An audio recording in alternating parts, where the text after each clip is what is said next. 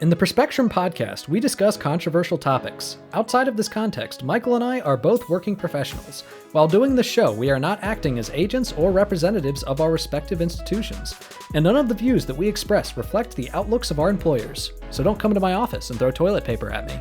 And I don't have an office, but don't come to my cube. Hello and welcome to the Perspectrum. I'm Michael Bloom. And I'm Nathan Seelove. We actually have good news today on the Perspectum. This episode was straight up a good time to research for and read about. I'm excited. This is a stark contrast to last week's episode. Yes. Last week's episode was so doom and gloom and so depressing. And we were definitely talking about issues that were really important, but I am actually very excited to do this episode and to not be depressed at the end of it. Like I feel pumped for this shit, dude. Me too. I'm ready to go. Okay, so our first segment, we were talking about the recent off-year elections that occurred in a bunch of states that just occurred yesterday, and so we'll be reporting on how things turned out. And then for our second segment, we're going to be answering a question about Republican policies. Specifically, like we heard a bunch of Republicans in the first Republican debate advocate for abolishing the Department of Education. So what's with that? Should we be abolishing the Department of Education? And so we're going to try to unpack that question. Yeah. I guess this week's theme, I would say, and I would actually say this week's theme, even somewhat for the section, the segment about the Department of Education, which I'll explain why when we get to it, is kind of it's kind of the opposite of that song that you sometimes sing on the pod. The opposite of "We are so fucked." Yeah. fucked. Yeah. And instead, it's more like a "We're slightly less fucked, not quite so fucked." Yes, I would say that is right. And one of the reasons we're not so fucked is because Democrats did pretty well last night. Yeah. Well, and not just Democrats, but just like leftist ideology did well. All right.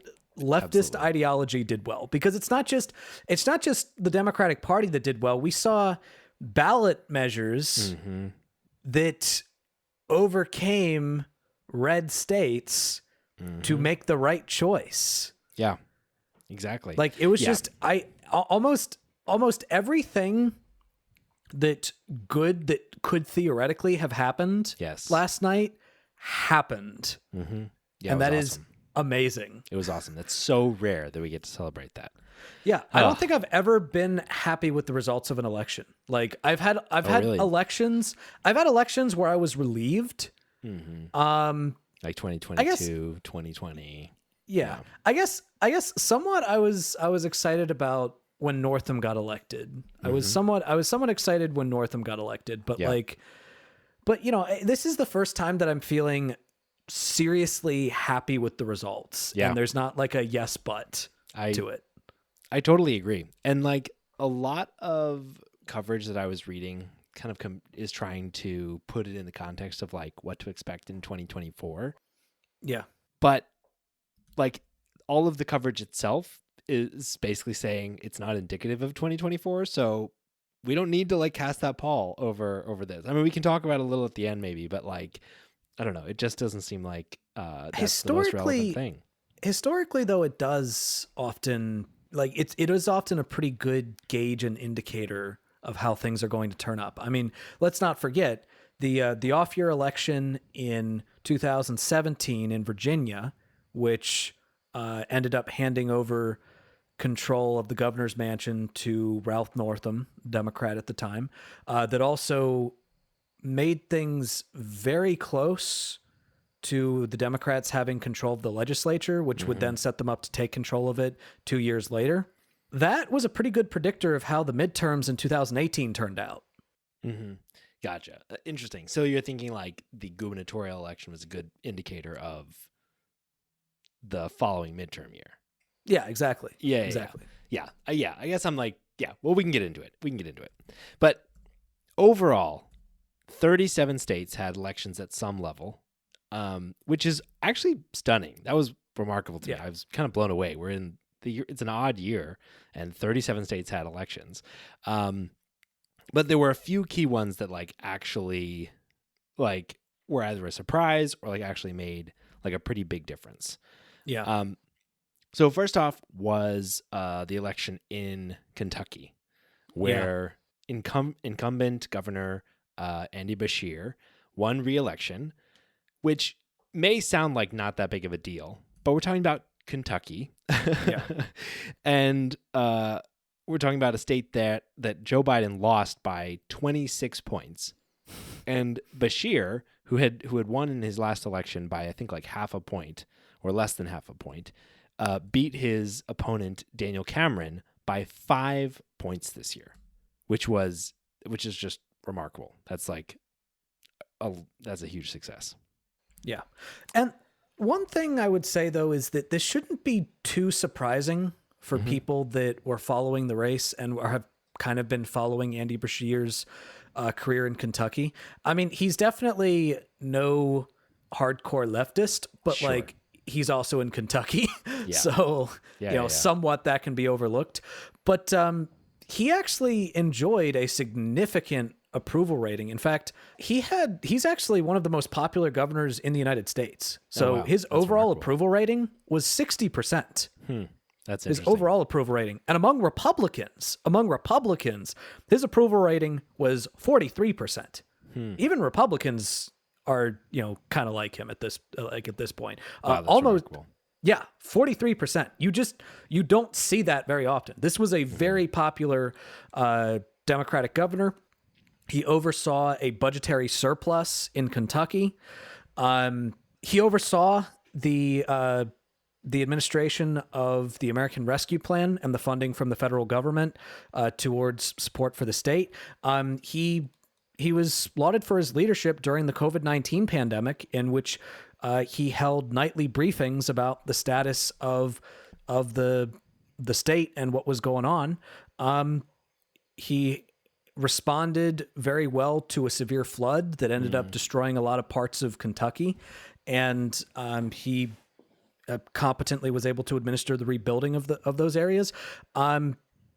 This was a popular and effective governor. Yeah. So it shouldn't surprise people too much that he was able to eventually win. And I actually saw some debates that he was having with his opponent where the thing is, Republicans, even in red states, understand that abortion is not a winning issue for them. Yep. They understand that.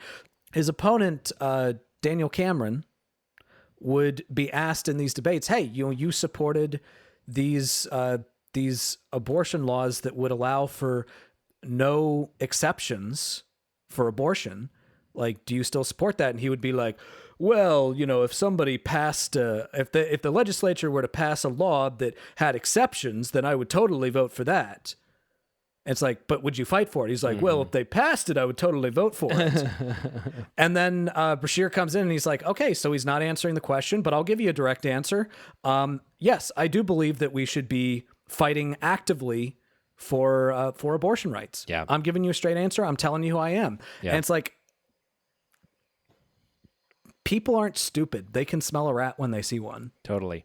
I think that's a theme definitely for the night, and I think really for the last midterm election as well, is abortion is a losing issue for Republicans, and Democrats are reaping the benefits of that. Yes. Absolutely.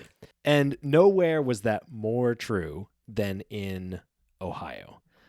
This was a really exciting outcome. Again, I think similar to Andy Beshear, not the most surprising outcome if you're paying attention, but really exciting, and it was definitely a nerve-wracking experience going into this. So Ohio passed a ballot measure that enshrined the right to an abortion in the Ohio state constitution. Woo! Which is fucking awesome. That is really, really great. Even prior to Roe versus Wade being overturned, Ohio had one of the strictest abortion laws in the country. Yes. Yeah, this is like if you were just looking at the makeup of the government and like the makeup of the laws like at this point or prior to Roe, like you would think this is not going to happen. Similar to kind of not exactly the same, but similar to kind of Kansas. But again, abortion is a losing issue for Republicans. For abortion restriction is not popular. And it is something that Democrats can effectively organize around. And so this ballot measure faced a lot of challenges. So earlier this year, there was an effort by the Republican government to attempt to make it more difficult to pass this referendum and amendment to the Constitution, to raise the bar to qualify for the amendment. And Democrats were able to effectively like organize around that like very obscure change to prevent it from going into effect. And as a result, they were able to pass this constitutional amendment in Ohio, which passed by 12 fucking points. Yeah. Which is crazy. Not even close. Crazy. Not even close. This one analysis I was reading about was really interesting too. So this was analysis by Politico. So it was looking at like the 80 counties in Ohio, which had reported completed results. And they found that the yes side, so voting to support the amendment, exceeded Biden's 2020 margins by about 10 points on average in counties where where Biden lost, right? So the yeses that delivered this victory, and like in like counties where he won, like the yes side overperformed Biden, but like by a much smaller margin. And so it's remarkable to see that like not only is this Democrats coming out to vote in like a midterm election, but also like potentially counties where Biden lost significantly, like more conservative folks potentially delivered this amendment to the Ohio Constitution in favor of enshrining abortion, which is pretty remarkable. Yeah. And I think that there's some important things that we can actually take from this going forward. The Republican strategy regarding abortion has been trying to frame the Democratic side as the unreasonable people that want you to basically be able to kill a baby up to the point of birth. Yep. And that is what they went with in their ads attacking this. Mm-hmm. That was their whole strategy. It's like, this is an extremist measure to try to allow for the killing of babies up until the point of birth. Yeah. And what we should take from this is that people are seeing through that shit. That is not a solid strategy. Most people understand abortion enough to know that most abortions that actually take place happen within the first trimester. Mm-hmm. All right. And the ones that don't happen in the first trimester are usually happening due to complications. All right. Sometimes it might be due to lack of access. Sometimes it might be due to lack of financial ability. But most of the time there's some type of crisis that will happen. Mm-hmm. Some type of crisis that occurs. And in order to protect the health of the mother, you have to get an abortion. Yeah. The problem is all of these states that do have those abortion bans, even if it's just like a 15-week ban, what ends up happening is the way that hospitals interpret the laws is by basically saying, all right, unless you are dying on the operating table right now, you don't get an abortion. Yeah. Even exceptions are not very effective at protecting pregnant people. Exactly. Even exceptions are not necessarily effective. And, there have been cases in which parents have basically been told, like, this baby will be alive for 2 minutes when they're born, and then they will just die. Yep. And then they're forced to carry it to term. Yep. Like, that is why you don't have restrictive laws on abortion. It's not that we want late-term abortions. We don't want late-term abortions, and the way to prevent late-term abortions is by having more access at an early time during pregnancy. Totally. That's how you prevent late-term abortions. Yeah. The problem with having bans on late-term abortions, it's not to say like, yes, we want late-term abortions. Yes, we love killing babies. It's we don't want the government to make a decision involving somebody's health that should be between them and their doctor. Totally. All right. That's what it's about. And it looks like people are seeing through that Republican straw man.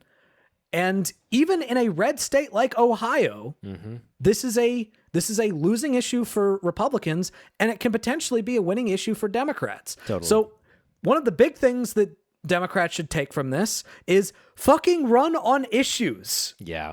Don't run on people. Run on issues. Totally.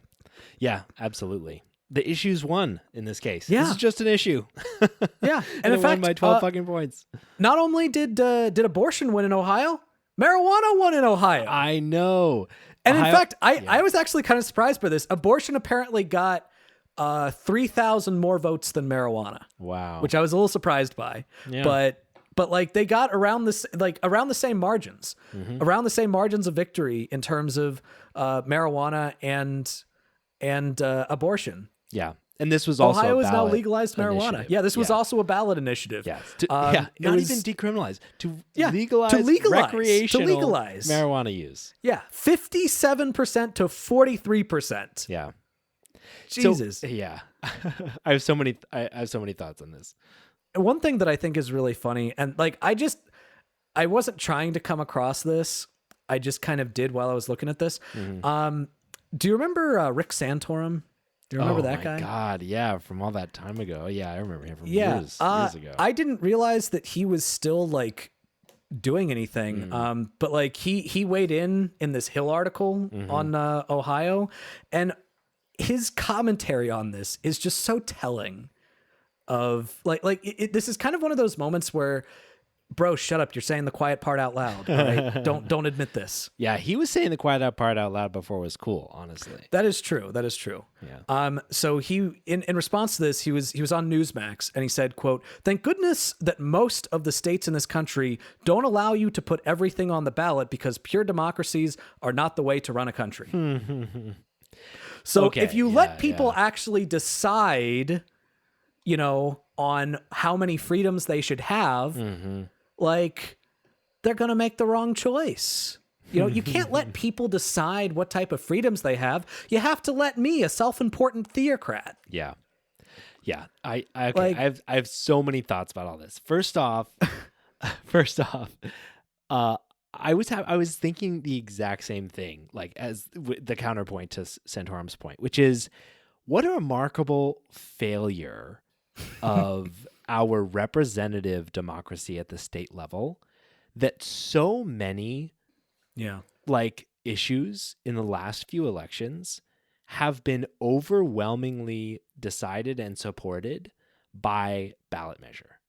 Yeah. Like how absurd and how frustrating that it takes putting a measure on the ballot that gets overwhelming public support to like raise the minimum wage in Florida and like put, legalize marijuana in various states and like protect abortion, all of these things that should be normal legislative activities. These are not like fucking like defining new civil rights or whatever. This is just normal legislative type activities that require direct democracy to implement in these states whose state legislatures have fucking failed them. Yeah. It's no surprise that it's like Republican legislatures that have failed. Yeah. Yeah. I know that I'm the one that brought this up and I'm kind of platforming this, but I don't know why the Hill was interviewing this guy. Like, we don't need to spread Santorum anymore. Nice. Good one. Google it. Yeah. Don't Google Santorum, or at least Google it. use Google a private it. browser. Google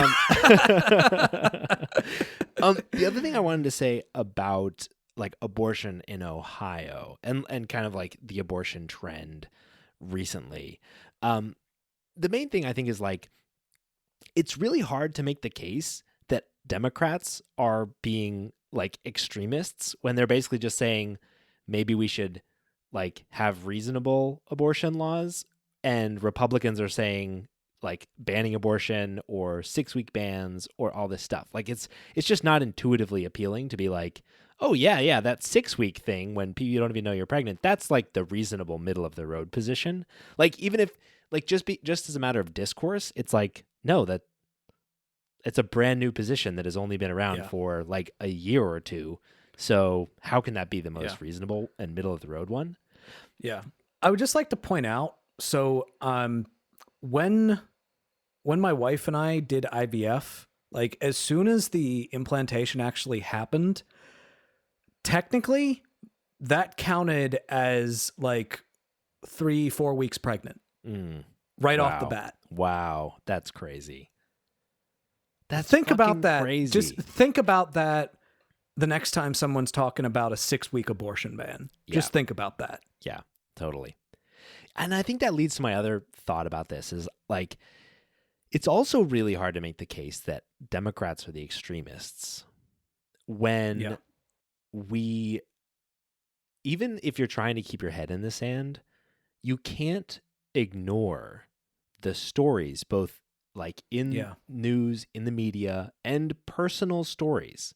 This is affecting people that each of us know that are, about people being prevented from being able to get abortions when intuitively we believe they should. Like we keep hearing about these stories where or women or people who become pregnant are like forced to nearly die before a doctor can intervene, terminate a pregnancy to save their life. Yeah. Or like, was it that fucking teenagers who are forced to travel across state lines went to like terminate a pregnancy resulting from like statutory rape. Like these, and then there was that fucking, what was it? It was either North Dakota or South Dakota governor that basically said like, what was asked about the 10-year-old and basically was like, oh, well, little girls love playing with little dollies. Yeah. And it's like, are you fucking kidding me? Yeah.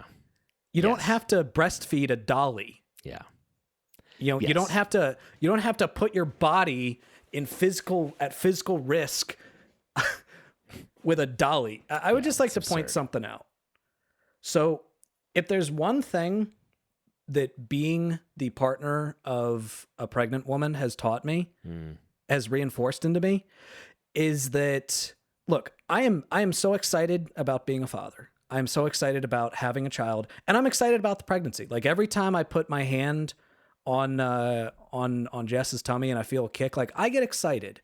Right? I will say, I get it. I have an emotional connection to that child, even though she's not born yet. I do have that. However, the amount of shit that Jess has to go through that involves pregnancy, especially with her because it's a higher risk pregnancy, the gestational diabetes that she's having to regularly take insulin for, the regular checkups, which if we didn't have decent insurance, that would cost a fuck ton of money. Yeah. Like all of the financial burdens of pregnancy and the health risks of pregnancy, this has really reinforced to me that nobody should have to do this unless they really want to. Yes. Nobody should have to go through this unless they want to. I think the greatest success of the pro-life propaganda, which they are, thank goodness, fucking squandering with all these extremist bans, is setting up a false dichotomy between passionate love for our babies,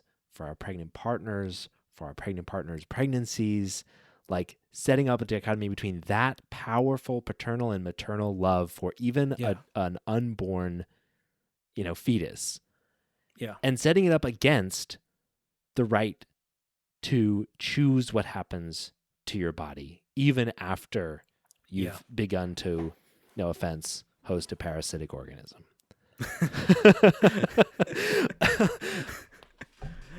Setting up that dichotomy and making people believe it is like the biggest success that they've ever had, and I'm glad that it's waning. The people that should be getting pregnant are the type of people that are like Jess and me, that are excited about it, that Yeah. wanted this, that had to actually go through a bunch of hoops. I'm not saying everybody should have to go through the hoops that we did. Sure. To But to boy, get you pregnant. proved that you want to be pregnant. Yeah, exactly. Yeah.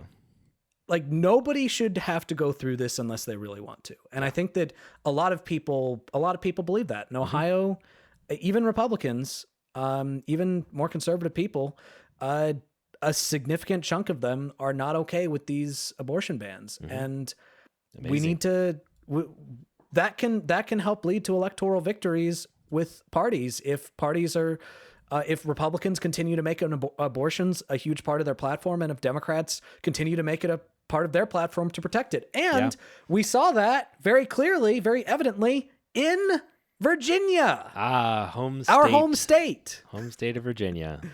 Yeah, I was proud. I was proud to be from Virginia last night. Yeah, so the situation in Virginia was precarious to say the least. So Virginia has a Republican governor, Glenn Youngkin. Until last night, there was a Republican state house, and Democrats held the Senate by like, what, 1 or 2 seats? It was almost nothing. Yeah. 2 seats. Yeah. And so the key to Youngkin implementing his agenda, which a key part of was advocating for a 15-week abortion ban in the state, was gaining control of the Senate, the Virginia Senate. And they didn't. Yeah. They did not won, but they did not take control. But not only did they not take control of the Senate, so in Virginia, you have the state Senate and you have the House of Delegates, which is basically like the state level House of Representatives. The Republicans had control of the House of Delegates, and they lost it. Fuck yeah. They lost it. Yeah, which is tough because so much of Virginia's population is concentrated in is either concentrated in democratically controlled dense areas or Republican controlled rural areas. Taking the House of Delegates is tough. Yeah. So at this point, New York Times has called 53 for Democrats and 48 for Republicans. There's one seat that is still not been called yet. But the Republican is ahead in that, so it is very likely going to go to the Republican, with over 95% reporting in. So I think it's probably safe to say that's probably going to end with the Democrat. So then that would make the final breakdown 51 to 49, which again, that's a one-seat majority. Yeah, but that's still a majority. That means that they have control. And look. One of the things that we've been seeing happen in purple states is that purple states with a 1-seat majority often tends to get more done with that 1-seat majority than heavily blue states get done with supermajorities. I mean, we've been seeing that happen in Minnesota. Minnesota has been killing it. So at this point, in 2 years, when the governorship is open again, because Virginia doesn't have, I was going to say up for re-election, but Virginia does not have consecutive governor terms, so it's not going to be Glenn Youngkin. It is very possible that a Democratic governor could win, and if we're able to hold on to the House of Delegates, because the Senate won't be up for re-election, then it is very feasible that there could be a trifecta in Virginia again in 2 years. Unless fucking Terry McAuliffe runs for fucking governor Unless again. fucking Terry, fuck Terry McAuliffe. Oh my God. That was the stupidest. Oh my God. That was the stupidest decision. Guy thinks, oh, I beat Ken Cuccinelli. Literally the only Republican in Virginia at the time that could have possibly lost. Like it was crazy. It was that election. It was the first election that I ever voted in. And it was like, it was the worst possible candidate that the Democrats could have chosen, running against the worst possible Republican that the Republicans could have chosen. And then he thought, oh, well, I must be a popular candidate because I won in that election. It's like, dude, you fucking sucked. You were a terrible governor. As much in that you election. just didn't suck as much as the fucking cooch. Yeah. Yeah, no kidding. The dude that was straight up trying to ban anal and oral sex among consenting adults.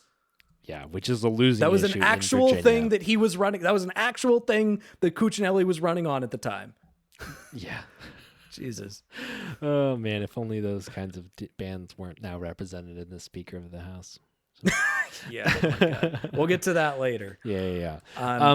So, as I kind of alluded to earlier, oftentimes what happens in Virginia off-year elections does, to some level, bode well or poorly for the national election in the next year. So, again, I use the example of in 2017, you had Ralph Northam take the governor's mansion and become very close to taking the House of Delegates.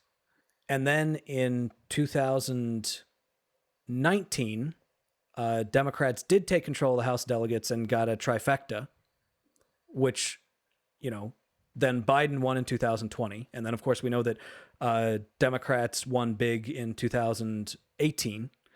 And then in 2021, you saw Youngkin win the governor's mansion and Republicans take control of the House of Delegates. And then in 2022, you saw Republicans take control of the House of Representatives.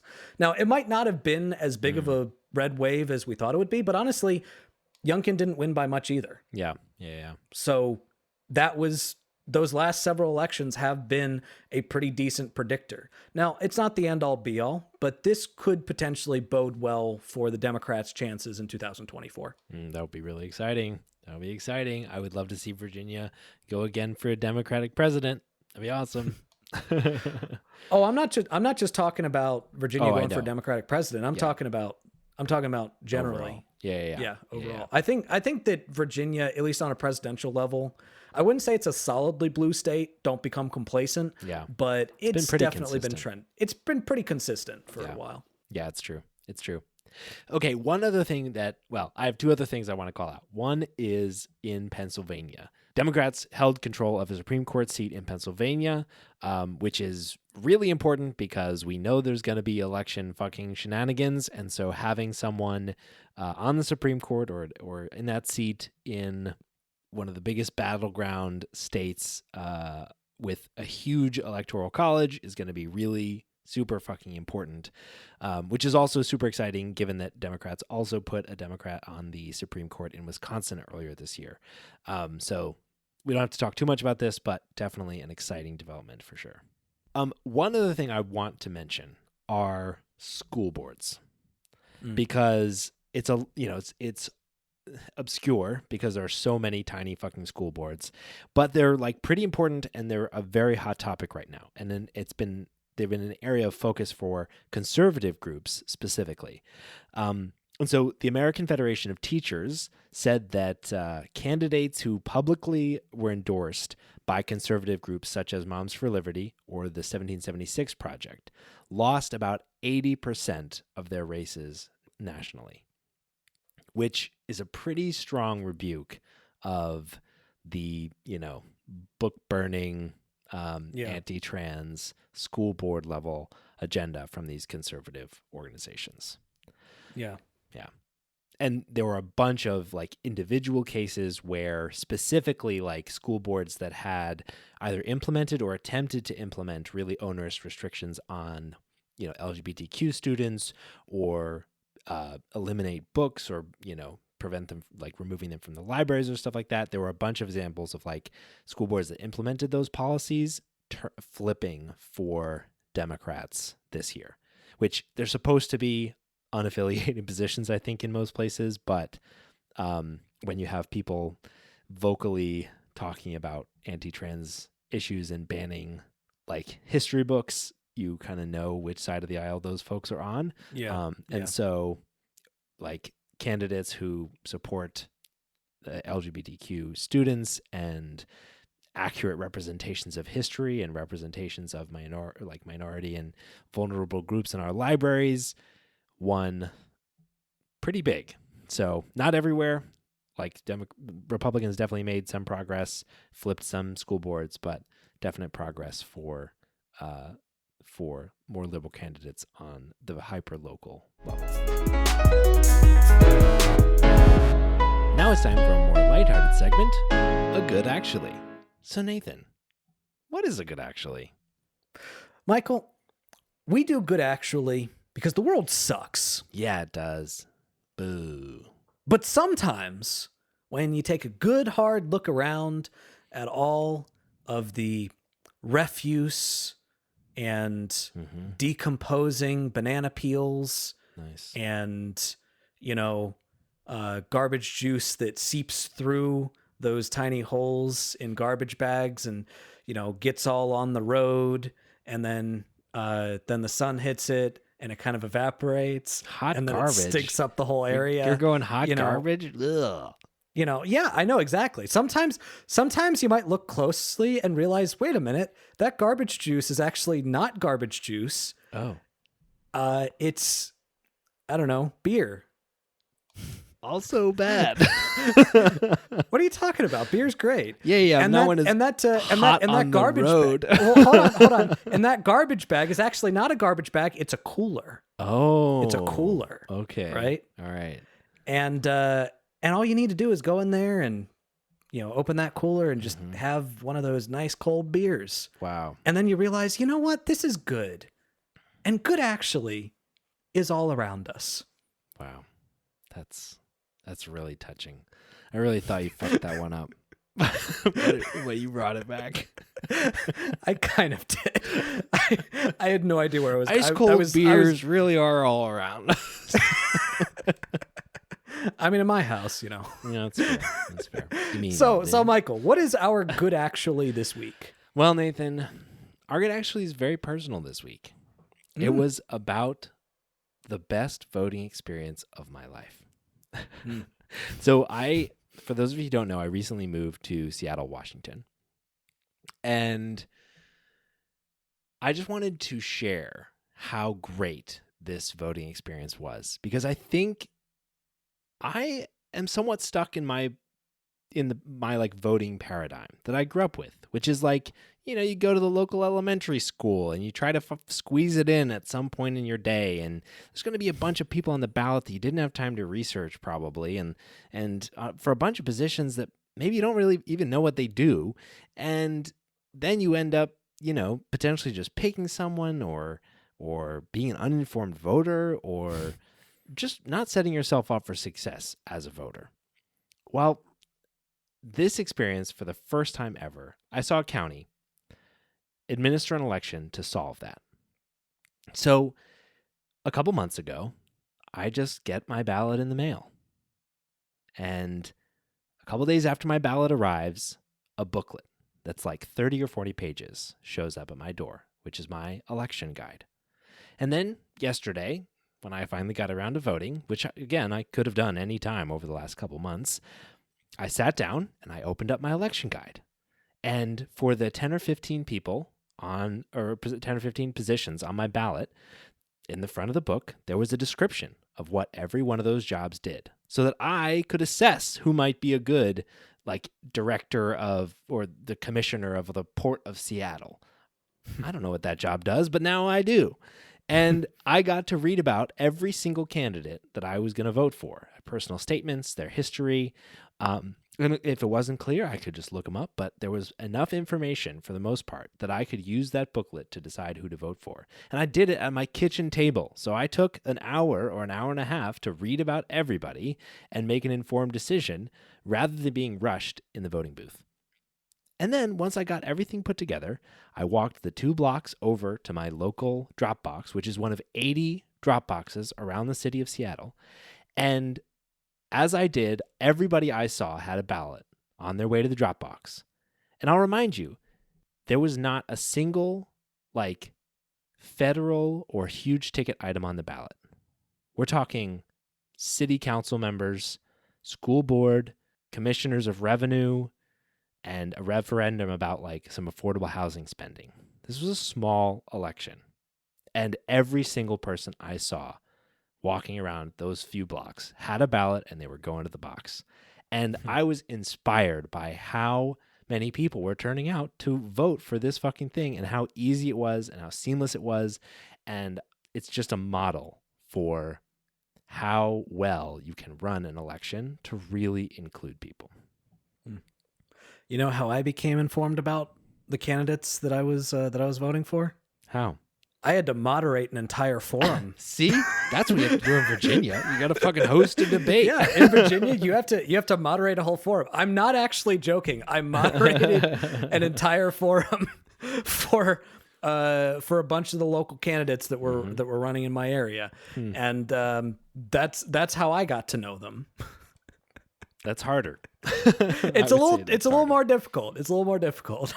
So anyway, that just really made my day, and I was proud to live in Seattle. And that's good, actually. So if you've listened to Perspectrum for a while, you know that we are anti-education. We don't like literacy. We don't need no education. Exactly. We don't. We want an electorate that is uninformed.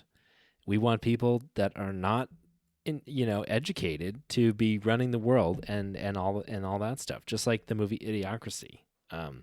That's really our goal here. And so luckily we're aligned with the Republicans in the first debate, who have taken a rather surprising position to abolish the Department of Education. Yeah. Which, or seemingly surprising. Yes. Seemingly surprising. Yeah, being anti-education seems like it would be a losing issue. Education's good. We like education. Makes people smarter, more informed. It is a little bit strange that Republicans have been trying to abolish the Department of Education since it was established in the 80s. Yeah. Which is another fucking example of the Reagan rule. Yeah. Yep. All right. We can trace back the attempts at trying to abolish the Department of Education to fucking Reagan. Mm-hmm. Let me tell you, betting on the Reagan rule will never make you go broke. Mm-hmm. It's true. It's true. And so, yeah, we got Vivek Ramaswamy, Mike Pence, other people on the debate stage, even Betsy DeVos, Trump's Secretary of Education, and Trump himself, if you can actually get him to talk about policy, are all trying to abolish the Department of Education. Yeah. And so we wanted to ask this question. I don't really know that much about the Department of Education. If we try to take these motherfuckers seriously, are they right? Yeah. So let's look at kind of on a practical level what that might mean if you were to abolish the Department of Education. Mm-hmm. Because if it were to actually happen, because here let's steelman the argument for a second. Yeah, absolutely. The argument is basically that the Department of Education adds a lot of bureaucracy and red tape towards already burdened local school districts, burdened state departments of education. And a lot of the things that the Department of Education does that would actually be helpful, that actually is helpful, that actually makes sense, could potentially be done by other organizations. So, for example, the administration of student loans, why not have that be done by the Treasury? Mm-hmm. Or the administration of anti-discrimination, like trying to pass anti-discrimination throughout the education system. Why not have that done by the Justice Department? Mm-hmm. If you're trying to prevent discrimination acts in education around the country, why not have that be done by the Justice Department? One of the arguments that they'll often make is that if you cut down this red tape, so that way, one of the things that Ramaswamy said mm-hmm. is, if you cut down this red tape, you will allow for a lot of the money that is currently being spent on the Department of Education to basically go directly into the hands of the people that need it the most around the country. So that means, the schools, potentially somewhat the parents, if we're talking about vouchers. Mm-hmm. And it's just a bunch of unnecessary administration. And also, and I'll even steelman this further from a potential left-wing point of view. As it stands, the Department of Education is kind of inadequate.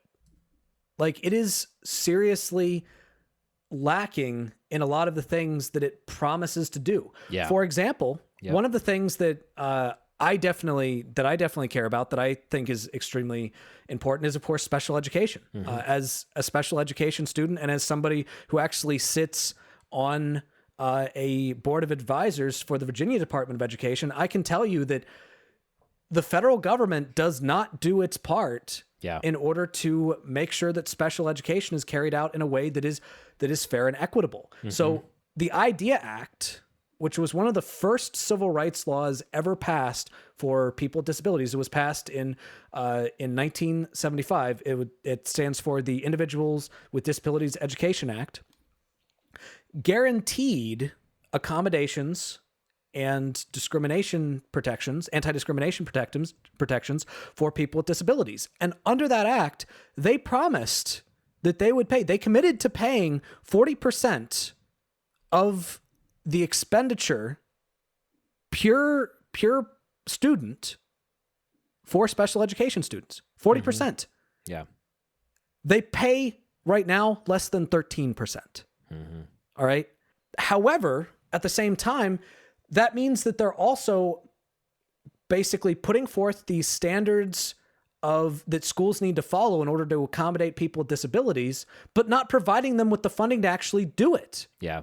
So, an argument could very much easily be made from even a leftist standpoint that they're kind of fucking useless to begin with because they're not really doing their job. Even going beyond the idea of just special education, looking at how much the Department of Education spends per student on various different impoverished areas is also woefully inadequate. Yeah. So in order to achieve the national average of test scores per student, the United States federal government in the highest poverty areas spends $13,096 per student. But in order to achieve the national test average, the Economic Policy Institute estimates that it would need to spend $18,231 per student. That is a major gap between what they theoretically should be spending and what they are spending. So as it stands, they are woefully inadequate. Therefore, it makes complete sense to abolish the Department of Education. So here's why that's bullshit. You knew it was coming. I think it's interesting, Nathan, that you put those sides of the argument in contrast to each other because they work against each other. It's pretty clear that the problems, at least the main problems with the Department of Education, are that it's a compromised institution that is given some authority, but not a lot. Or some resources, but not a lot. Exactly. It's actually very strange reading on their website. Reading the Department of Education's website, they talk about how 90% of funding for schools is at the state level, and the Department of Education is the smallest cabinet level agency by employee count, even though it has the third largest budget. And it's and I read that and I think, so you're trying to use very few people to spread a bunch of really important money? Yeah. How does that seem like the right trade-off? But to your point, if you're talking about red tape, if you're talking about costs, it's actually one of our biggest bangs for buck of any of our governmental departments. They only have 4,400 employees. They've got a $68 billion budget, depending on the year. But we're talking a huge budget, only 4,400 employees. Their main thing is putting money into programs to try to implement these various programs.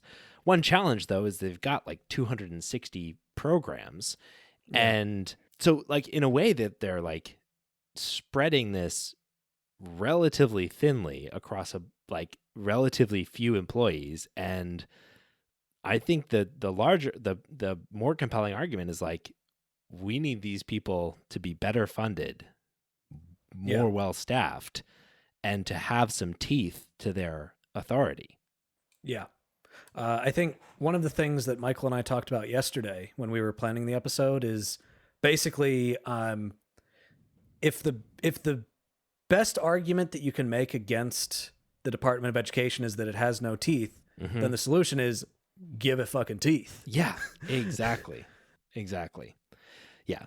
And like the department has like lofty stated goals, but as Nathan described, it's like it is not able to meet those goals at its current levels. And the thing is, like, again, its overhead is relatively low.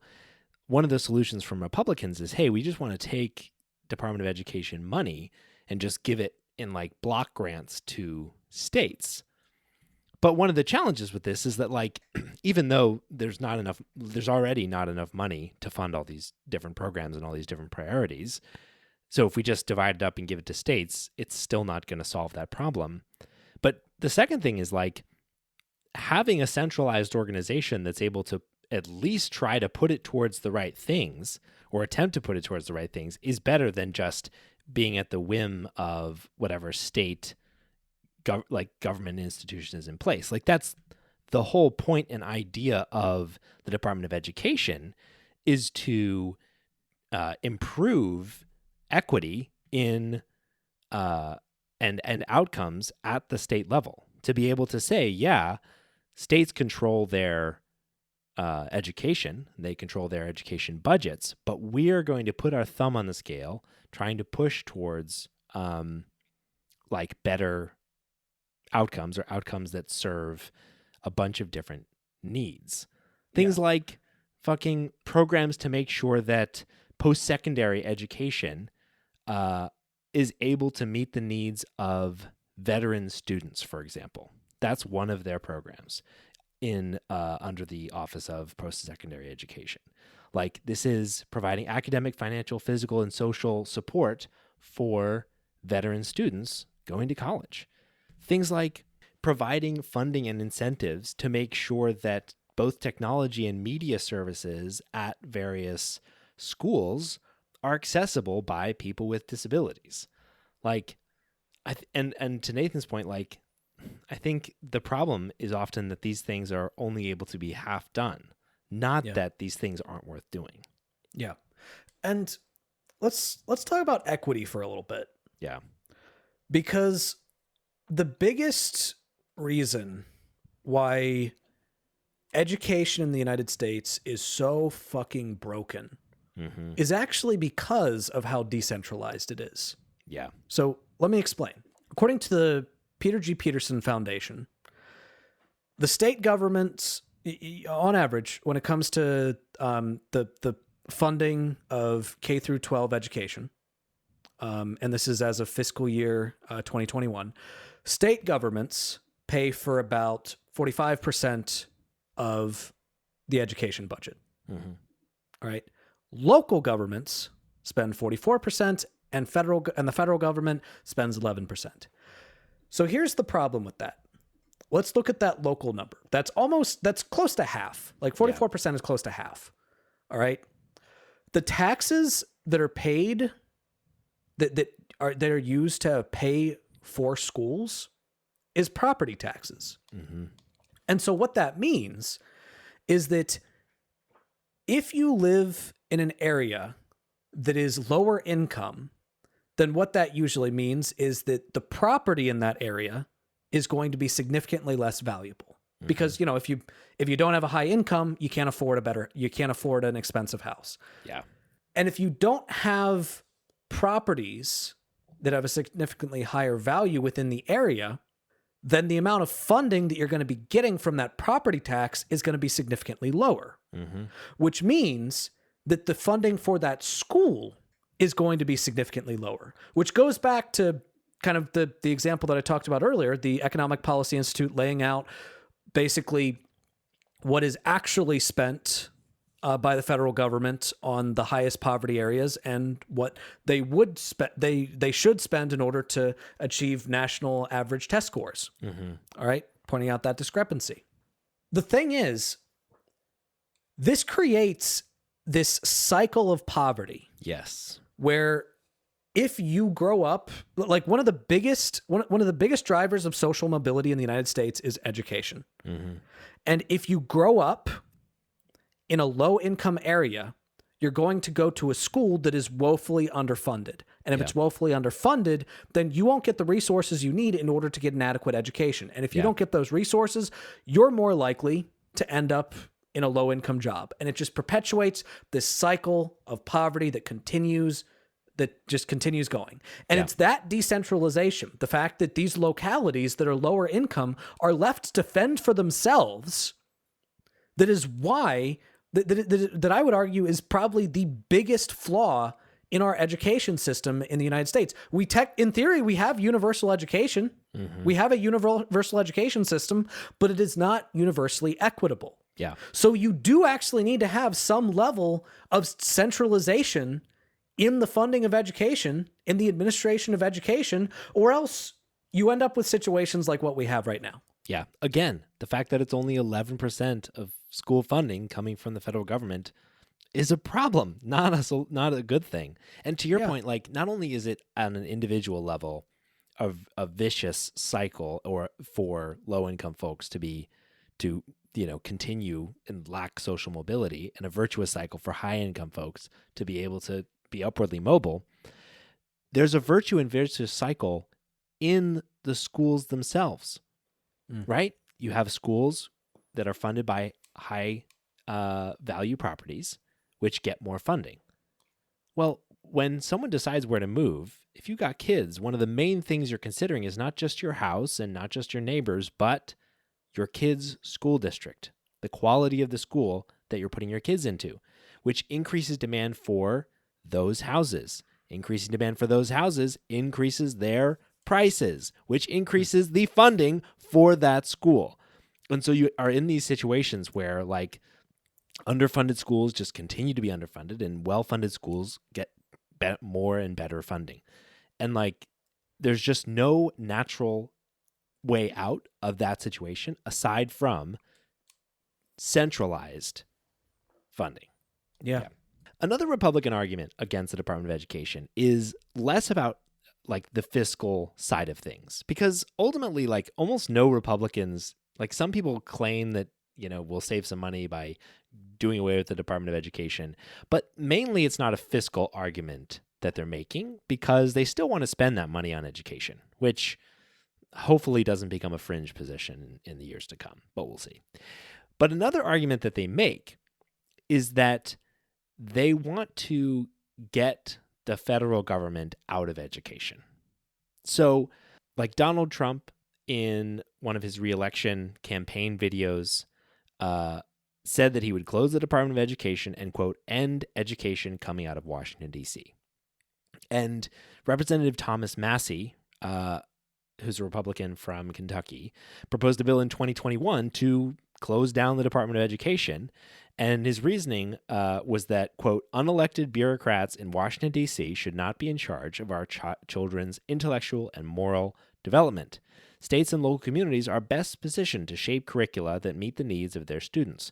Schools should be accountable. Parents have the right to choose the most appropriate educational opportunities for their children, including homeschooling, public school, and private school. So, we've talked previously about charter schools and, or I actually don't know if we talked about charter schools. We definitely talked about homeschooling on this show, and some of the pitfalls there. But ultimately, the thing that they're getting at is we don't want centralized federal control of our schools. The thing is, we don't have centralized federal control of our schools. Like, the U.S. Department of Education allocates funding to try to bolster, certain educational outcomes, but they're specifically barred from establishing schools or colleges, developing curricula, setting requirements for enrollment or graduation, determining state education standards, or developing or test or implementing testing to measure whether states are meeting their educational standards.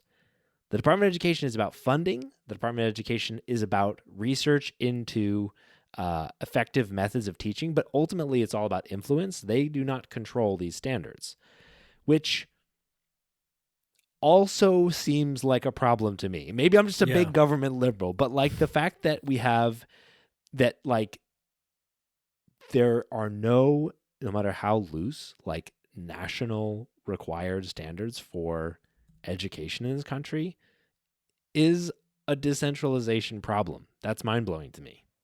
Yeah. Yeah.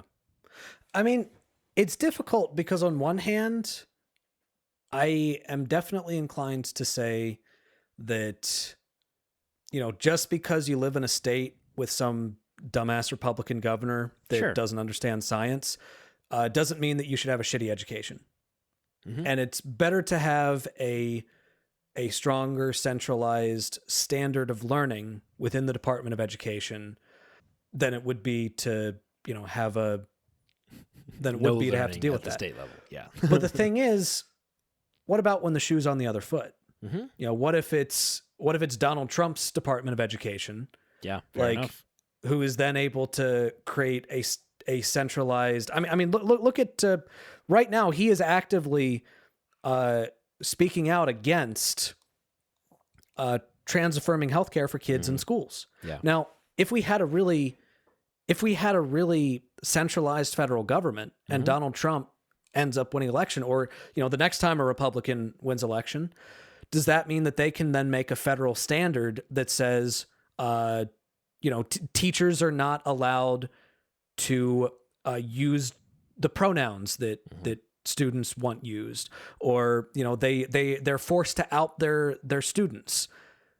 I don't know if I want that as a national standard. Yeah. It's kind of nice to know that you can live in a state where even if the federal government is doing something really stupid with that, like Trump definitely would. Yeah. If you gave that power to someone like Trump, he would definitely use that to do stupid shit. Yeah. It's nice to know that there are some things that the states can do to fight back about that. So I don't know. I agree with you in principle, but it is kind of a double-edged sword when you're talking about what if the shoe's on the other foot.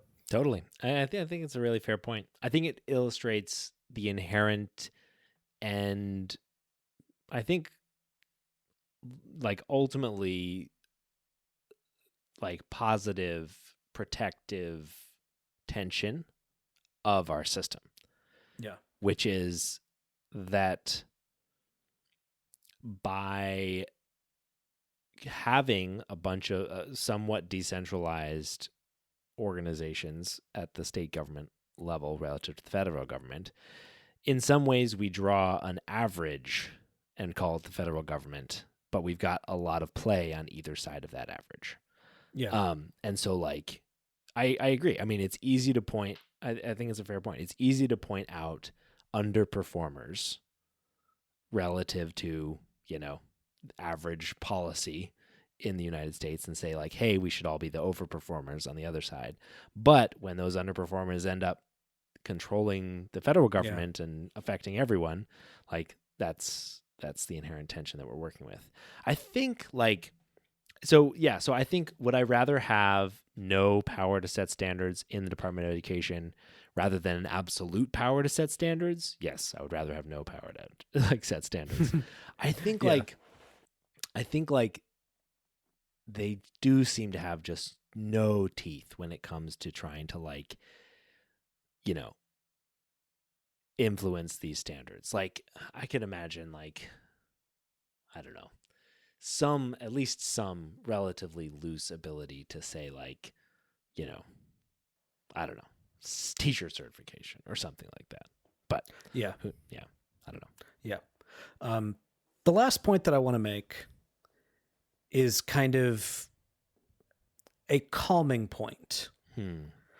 So you might be hearing us talking about this and you might be hearing, holy shit, there are a bunch of Republican candidates that want to do away with this organization that is like already not doing enough, but like you take away the little that it does do, like that's going to be terrible. And you might be thinking, oh my God, if a Republican is elected president, then that means that the Department of Education is just over and we're all fucked. No. Because, and this is something that I learned in my research. I was actually kind of surprised by this because I always assumed because it's an executive agency, couldn't you just get rid of it with an executive order? But it turns out, no. You would need legislation in order to get rid of it, which is why almost every single Republican president or major Republican activist, going back to Ronald Reagan, has called for the Department of Education to be abolished. Reagan did it. Newt Gingrich did it Mm-hmm. when he was Speaker of the House. A bunch of candidates in the 2012 primary did it. Donald Trump did it. And now a bunch of other Republicans are doing it for this current election. But it's never happened. Even when Republicans do take power, it doesn't happen because it would have to pass through legislation. It would have to happen through legislation. Mm-hmm. And, most of the time we talk about how terrible the filibuster is. In this case, the filibuster is going to prevent that from ever happening. Yeah. So even if Republicans do take control of the White House in 2024, you can rest easy. The Department of Education, it ain't going anywhere. And now it's time for one of our favorite segments, a miscellaneous What the Fuck. So Nathan, what the fuck's a miscellaneous What the Fuck? Well, Michael, I'll tell you what the fuck a miscellaneous What the Fuck is. So on the show, we have a segment dedicated to particularly heinous individuals. Mm-hmm. And we have a segment dedicated to people that just make stupid, self-defeating arguments.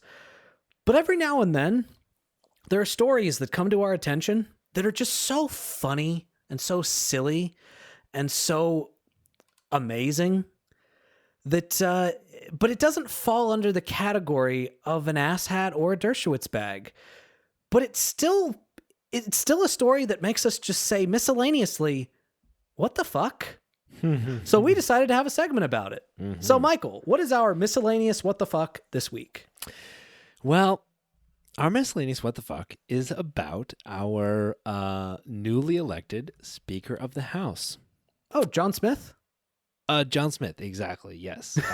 Oh, no, Mike Johnson. Mike Johnson. Mike Johnson. Basically the same. Basically same name. Generic whitey Mike Johnson. So he... we always knew this guy was weird. Yeah. And when I say always, I mean in the last 2 weeks since we knew since we learned who he was. Yeah, which was days ago. And I keep forgetting that he exists because he just, disappears from my memory because he's so generic.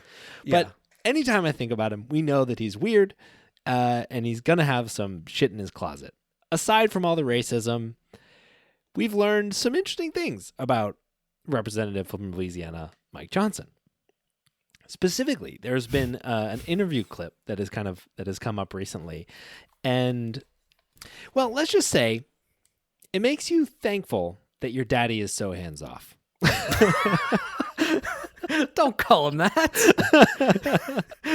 Okay, so what came out recently is that Mike Johnson uses an app in his household called Covenant Eyes. Which is, holy that sounds shit, dirty. The That sounds creepiest dirty. app. Yeah. Sounds like a nun fetish, especially in this context. And so, according to Johnson himself, this app, quote, it scans all the activity on your phone, on your devices, your laptop, what you have. We do all of it. It sends a report to your accountability partner. My partner right now is my son, Jack. He's 17. So he and I get a report all about things that are on our phones, all of our devices, once a week. If anything objectionable comes up, your accountability partner gets an immediate notice. I'm proud to tell you, my son has got a clean slate. So basically, Mike Johnson and his son monitor each other's porn. So here's the thing. I got bad news for you, Mikey.